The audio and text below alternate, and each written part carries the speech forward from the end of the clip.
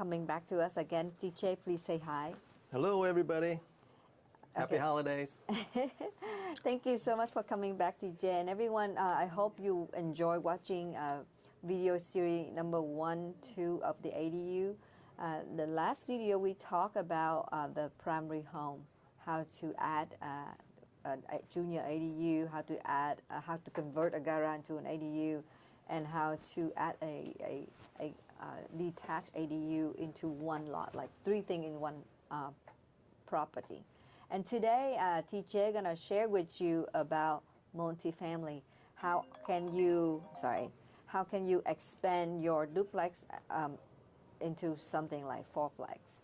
And he's gonna dive deep into the guideline of the county and the state, the city and state. So now I would like DJ to start the section, and I hope you enjoy it. All right. Thank you, MC. 2 weeks ago, when we did our last Facebook podcast here, we really focused on the single-family residential lots and what you can do with the new California state-mandated ADU guidelines. And I'm just talking with MC here a little bit on the side. You know, the state will allow you to put 3 additional units on your single-family home property. Okay, so I mean that's just phenomenal how you could turn your single-family main home into a fourplex. And there's something we didn't really talk about, but from an investment strategy, it is so much more cost-effective to build on your already existing lot or your existing property than it is to go buy new. I mean, if you follow the real estate market here in the Bay Area, it keeps going up. Homes, properties are selling for $1,000 per square foot, $1,200 per square foot. Okay, that's almost astronomical. Okay, it's almost out of character with the rest of the country. But as far as development goes, you can still develop your property at a reasonable cost per square footage, maybe $200, $300, $400 per square foot, maybe $500, $600, for really luxury, development, custom homes, luxury. So as you can see, you can increase your square footage at like half to, maybe only 1/4 of the cost for you to go buy. So it is still much more cost effective to build than it is to buy. And across the rest of the country, homes are kind of around $200 per square foot if you go into the Midwest, which is kind of more congruent in line with construction costs. But in the Bay Area, it's really out of balance. Okay. So that's kind of creating this housing crisis we have because just these astronomical housing prices. So that gets me to the point of the state has come up with these mandated guidelines to help people, homeowners, property owners, single-family homeowners to develop their properties because they already have, the state is becoming very pro-development. You already own the property. The infrastructure already exists. It's much more affordable, as I said, to build. Material construction costs are fairly still pretty reasonable. And if you really want to look at a streamlined turnkey solution, you can look at prefab homes. I mean, this will increase your property value immediately. As soon as you get your construction done, you can get some cash flow going. And now San Jose or the state has also mandated using Assembly Bill 1033 that you can sell your ADUs separately as condos. I mean, this is just phenomenal. Okay, I mean, this should be an investor developer's dream, okay, and a homeowner's paradise. Yeah, so I just want to recap what you're just sharing. So DJ is sharing that if we build an ADU on our own home, the construction fee and stuff, it can go from $200 to $300 per square feet. But if you buy a new property, the cost in the Bay Area can be from $800 to $1,000 per square feet. So you see how much different, over 3 times different. Yeah. So of course, when we build ADU in our own lot, it saves so much money. And remember, we can sell the ADU separately as a condo if you build that in the backyard of your own home. And today, TJ gonna give you more information on turning your investment property or your multi-unit, like a duplex, into another, like into fourplex or more, right? Right. So we'll talk about so TJ gonna share with us about it, and I'm so excited. I can't wait to hear it. That means TJ put more money in your pocket in a way. Thank you, MC. Yeah, I mean, what the state of California is doing is really, driving hard to address, the housing crisis, and what that means to you, the property owners, that the pendulum has swung to completely pro-development. So if you own a single-family residence, a single-family lot, please reach out to myself or MC. I mean, we are certainly here to help you, to take a look at it, figure out how you can maximize it. Get your best bang for your buck, return on your investment. I mean, we're really here to help. Okay, we really want to help you accomplish that. So now, let's shift gears a little bit. So we're going to move now from single-family residences to investment properties, duplexes, triplexes, fourplexes. Okay, so the state has also made accommodations for those investment type of properties. So I hope we don't lose our audience, because we're going to shift gear now to more on the investment property side, what we call multifamily. Okay, and as they have guidelines for single-family residences and developing ADUs, they also have guidelines for the multifamily. So if we could, can we get our production director here to switch over to the slides? Thank you, Vinny. So we already talked at quite length on the left side, where we were looking at a single-family residence and how you can turn that into a fourplex. But on the right side here, I'm showing a multifamily. Here we're starting off on the top here with a multifamily existing site plan. It's a triplex. Okay, there's like a 3-car garage carport, underneath the upstairs unit.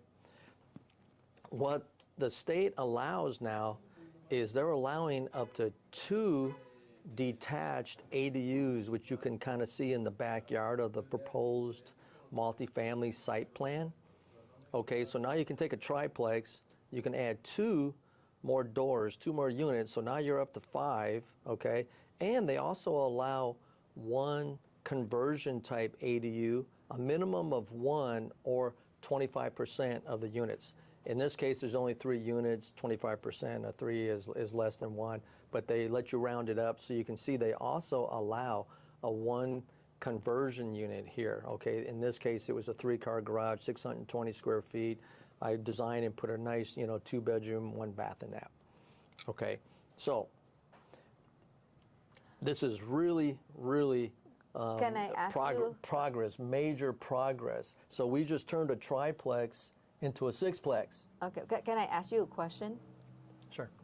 Because so from this screen, we all see that on the right side, we talk about a multi-unit family, and on the top, it's a multi-family existing site plan, Right. and that's the original picture when they have a 1-unit, 2-bedroom, 1 bath, 780 square feet. That 1 unit. Right. And then where is the other 2 units? Okay. Let me go ahead to the 3D graphics. I actually built the 3D model of this one. So if you actually take a look at this chart right here, which I assume are still on, this was an existing triplex. There was only 1 unit downstairs, and there was 2 units upstairs. So you got unit 1, unit 2, unit 3. You can see the doors, right? See.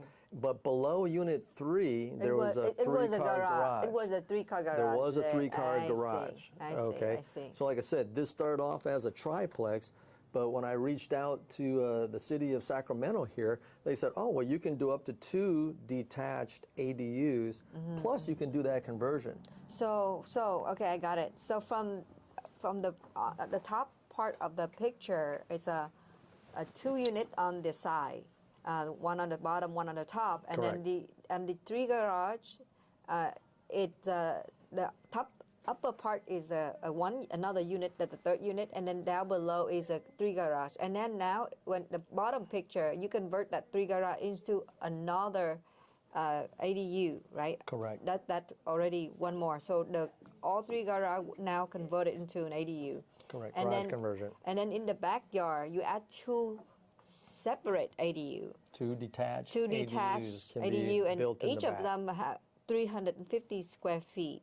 Correct. So now you just two detached ADU, 1 garage converted into ADUs, plus the 3 original units. So now we have 6 units in 1 lot. My God. Correct. So now you just doubled your number of doors on your rental. So you have more You went from tenants. Right. You went from a triplex to a sixplex. So you had 3 tenants, now you have 6 tenants. So you have, originally you have 3 incomes, now you have 6 incomes. Yes. This is amazing. Yeah, you basically just doubled your cash flow. Oh my God, this is amazing. Without even having to go buy another triplex. So, developing this triplex and putting 3 units on it might hit you at the tune of $600K or something like that. But to go buy another triplex in the Bay Area is going to be close to $2 million or something. So I mean, like you said, it's a 1 to 3, difference. I mean, it's but fantastic. I see right here, TJ, the detached ADU, each unit only 350 square feet. Right. But the garage conversion, it's 620 square feet. That's right. It's much bigger. Big. It's a big unit. Right. Wow. So good eye. Let me talk about that point just for a minute here. There are some caveats. And this is why you really want to get like a professional, get some eyes on it, myself, etc. After I dug into this a little deeper, it's pretty common that PG&E will place poles in the back, in the rear of the property. And you can see on this one here, we have a PG&E pole in the rear corner. Okay, well, when PG&E does that, what they also do is they also require what they call a public utility easement. Okay, and in this case, the public utility easement was 5 feet off of the rear property line. Okay, so that's non-buildable space that you own. Okay, so this is a caveat. Really pay attention, because not only did they have a 5-foot public utility easement, but they also wanted another foot off of that just for overhang and air conditioning units, hanging out your windows, this type of stuff. So in this case, you had to come back 6 feet off of the rear of the property line, okay? Versus San Jose allows 0 lot lines. But that gets superseded by any public easements that are on the property. So you got to be keenly aware of this. I'm working with a client right now, and I just reached out to the city of San Jose, and she also has a pole in her rear yard. And I said, I can guarantee you there's an easement there. Let's reach out to the city. Well, they came back and gave me the parcel map, the plot map, and not only is there one public utility easement, San Jose has something called a clearance, a wire clearance easement, so they slap another 5 feet on it. Next thing you know, she can't build within 10 feet of her backyard, of her rear property line, okay? When you got a 10-foot by 50-foot wide lot, you just lost 500 square feet of buildable area. That's a big deal, okay? This is, in this situation, I would say, it's kind of is this a go or a no-go? Well, now the unit's kind of small. We were looking at 1,000 square foot ADU in the backyard, but after that 10-foot setback, easement, it's like, okay, now we're down to like 600 square feet. It's getting kind of small, is it worth the opportunity or not? Well, these are the trade studies you need to make, but these are the things you need to be aware of. And also on multifamily property here, something I want to point out is this proximity to transit, okay? To approve building these ADUs, okay, especially like converting a garage, they will waive any parking requirements. You do not need to replace these 3 parking spaces for this 3-car garage if you're within a 1/4 mile of transit. meaning they don't care if it's a bus stop or Caltrain or, I mean, obviously Uber's everywhere, but they're talking about public transit, okay?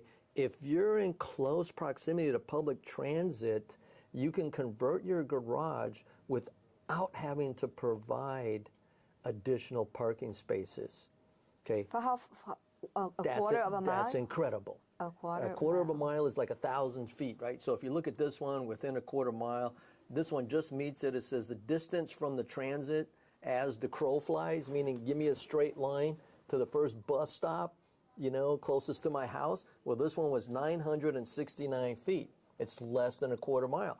So when I approached the city of Sacramento on this project, they had to have a little internal discussion amongst themselves because some people in the planning department wanted to push three parking spots on me, and some of them were saying, no, it's kind of meeting the guidelines. It's within a quarter mile of transit. We can't really force them to replace those 3 parking spots, so we're going to waive it. So they actually documented it that they were going to waive it, okay? And the same goes for these detached units in the back. Because this property was within a quarter mile of a bus stop, okay, they waive parking spaces, okay? I don't understand because bus stop is everywhere now. Well, this is why they're pushing urban areas. So a lot of these rules, this is how they ensure you're in an urban area, that you're not somewhere out in the country and the closest bus stop is, 2 miles away. Then they'll let you do the ADUs, but all of a sudden you have to provide that replacement parking. So let's say I converted a 3-car garage. Well, now I got to build a 3-car carport or something somewhere on the property, or I have to provide, 3 additional parking spaces on the property. And when you're starting to build like 2 detached AUs and converting a garage, you can run out of parking real quick, So parking is an issue. And I'm glad you brought up this public utility easement because it kind of skinnied down these ADUs where is it worth it or not? Well, if you're doing a prefab and you can drop something in there quick and, put almost a mobile home back there and then put a wall up and say, okay, I just quickly created 2 detached ADUs like a duplex and they're sharing an adjacent wall. Okay. So they're economically feasible. In this case, because of the public, what did you call it? Proximity to transit is what they call it. So the transit is the bus station and what else? Train station, any cable car, any place where you can pay a fare. VTA in California. I mean, here in the Bay Area, it would be VTA. It would be a bus stop. It would be Caltrain. Okay, I see. So the people who live there would use that transportation, so they might not need a car. That's why we don't need to build more car garage. Right. So the goal is to get people to commute and get more cars off the road, which is I totally agree. It's a good thing. I hate driving in traffic myself. I don't mind driving, but not in traffic. I see. That's awesome. So this is what the state has done. So to get more people to commute. They've also put this little restriction on here called proximity to transit, meaning, bus stop, VTA, Caltrain, because they want to encourage people to commute. So, i.e., as you just said, you don't need a car. That's awesome. If you can commute to work, jump on the bus, then that's what they're trying to promote. That's really awesome. Okay, which is right. It's a great thing. If you need help, let me know. I will check your property. I will let you know how close you are as the crow flies. I will do the calculation for you and find out if any of your development projects are going to require additional parking, because that's a big thing. You can run out of space very quickly. I see. Especially if you have a multi-unit. Anyways, do you have any questions on this? Because I want to move on to I'm good. I'm analytics. good. Go on. Really clear. Okay. So now let's back up here a little bit. Let's look at these duplex and multifamily properties. Let's look at the development standards. On the left, we have the San Jose City Development Standards. On the right, we have the California Development Standards. Okay. And last time when we did the single-family residence, we talked about this little note that San Jose publishes with these standards. Is they say you must choose either all city standards, so you go down the city route, or all state standards. So you can't mix and match them to your liking.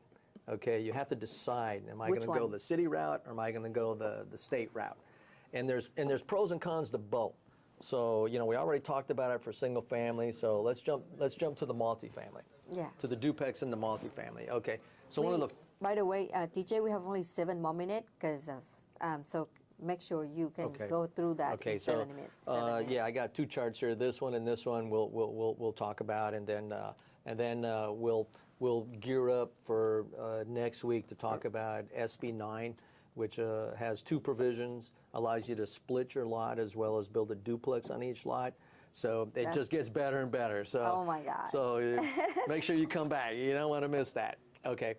So this one will be of more interest to investors that own duplexes and multifamilies. Okay. So as I said, you either go down the city route on the right or you go down the state route on the left. Pros and cons to each. Okay. First thing I want you to note is that when you go multifamily, they completely drop a junior ADU. Okay. Pay attention. Completely gone. No junior ADU. No junior ADU, because a junior ADU is kind of considered shared housing. You know, like converting a garage, sharing the kitchen, the bathroom, whatever. It's kind of shared housing. So when you get to multifamily, no, there is no shared housing. These are completely separate, independent living units, typically with their own utilities, etc. So in the junior ADU is gone.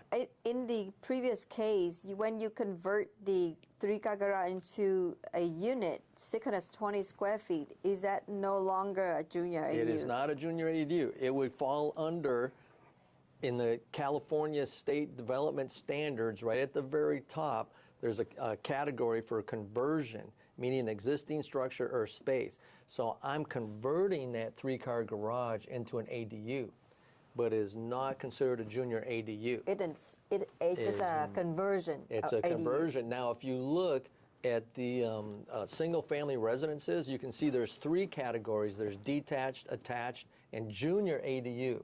Well, that junior ADU column now is gone because it's a multifamily investment property.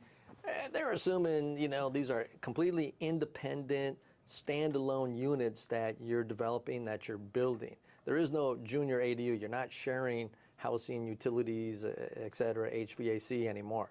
Okay, so they completely dropped the junior ADU, which is, for me, is hooray, because the junior ADU does have deed restrictions and it does have owner occupancy restrictions. Okay, so it makes sense. They don't expect owners, you know, landlords, to be living on their property just so they can have a junior ADU. So just want to summarize a little bit here. So junior ADU only apply to a single-family home. Correct. And when you have a single-family home and then you convert, you can add ADU and create a junior ADU. And junior ADU is just that you can use the same electric clock with Correct. the main Meters, house. right? Yeah. Shared housing, basically, bathrooms, et cetera. So it's much quicker, rapid development. And it less money. Very much cost effective. But it also require owner occupied to do junior owner ADU. occupancy and a grant deed restriction. So I don't necessarily advocate them, but definitely it's a quick way to get up and running. And if you plan on staying in your property, when you talk about grant deed restriction, can you say a little bit more about that? Yes, the grant deed restriction. Okay. I think you have a chart on that. Let's see. I guess maybe it's after this right here. Well, so what it is they specifically require owners, okay, to, if they're going to build a junior ADU, they specifically require, here it is, the junior ADU owner occupied.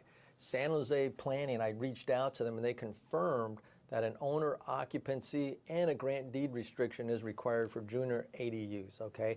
They gave me a website here. And the gist of it is they want to prohibit the sale of the junior ADU separately from the sale of the single family home. That makes sense. Because remember, now they're allowing you to sell your ADUs as condos. But they're saying, well, hold the phone. Not the junior. Not the junior ADU. Because that's just kind of like a garage conversion. You're sharing stuff in the house. It makes sense. It's not really separate. So they also want a statement that the grant deed restriction is going to be enforced against anybody else who buys the house. So you're going to have a deed restriction also on your property when you sell it. And that's going to notify the new owner that there's a junior ADU, and that house has to be owner occupied. Okay?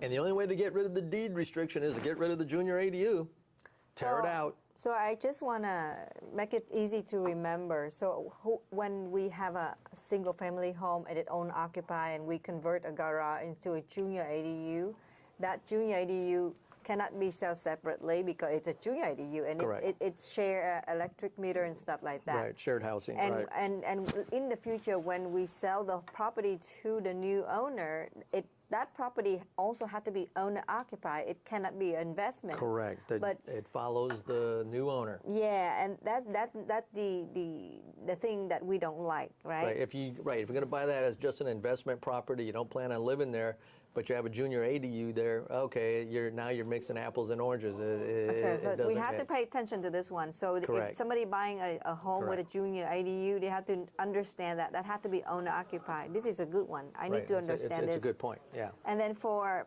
investment property, there is no junior ADU, even though you convert a garage into an ADU. But in that case, you have to have a separate electric meter and water meter for that garage conversion, and then it's a conversion garage, standalone garage. Right. Standalone ADU, so you can sell it. Right. I mean, you can, like my investment properties. Okay, they do share sewer. I only have 2 water meters coming, not 4. So there are some points that you can share. It doesn't have everything has to be completely separate. Literally.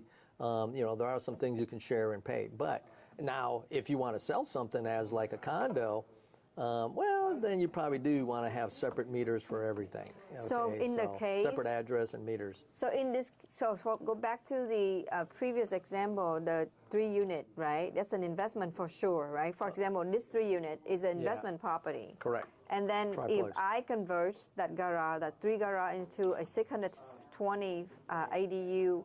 With a separate meter, electric meter and water meter. And in that case, I can sell this ADU separately? Okay, now you're asking a question about a multifamily. Can you take your ADUs in a multifamily property and sell them separately as condos? Yeah, that's my question. Good question. Because we'll get back to you that on next time, okay? Because we run out of time anyway. Because obviously that is a major windfall for investors if they can take like a triplex, turn it into a 6-plex, and then sell them all separately as condos. I mean, that's a major windfall for any investor. So I'm in. I'm all in. Okay. I'll be the first one to do it. So we have to stop right here. Oh my God, this is wonderful. I look forward to the next video, TJ. And everybody watching and listening, I can't wait to have TJ back next week to share with us if we convert that garage into an ADU.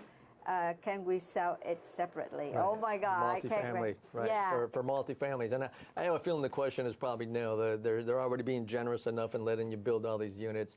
They're probably not going to let you create this condominium complex, but it's worth asking because obviously that's so before like I'm all in. Awesome. So I'm so grateful that you are here and share with us all your knowledge, TJ. You are so great. And by the way, TJ has so much knowledge and he hand on all this project himself and he knows so much about ADU, and I can't wait to hear him next week, and also after this ADU series, because next week we in the last episode of the ADU series, fifth series, But after, I think in January, he will come back with a different series, and it's about investment, right? Right. Investment strategies, investment basics, investment strategies. Yeah, I can't wait to hear that either. He's gonna keep putting more money into everybody's pocket if you're just listening to him. That seems amazing. That's right. We'll talk about helping you generate wealth in the real estate industry. Okay, and we'll lay it out as simple and easy as the ABCs. Okay, and I can come up with some plans and programs that are guaranteed to be successful.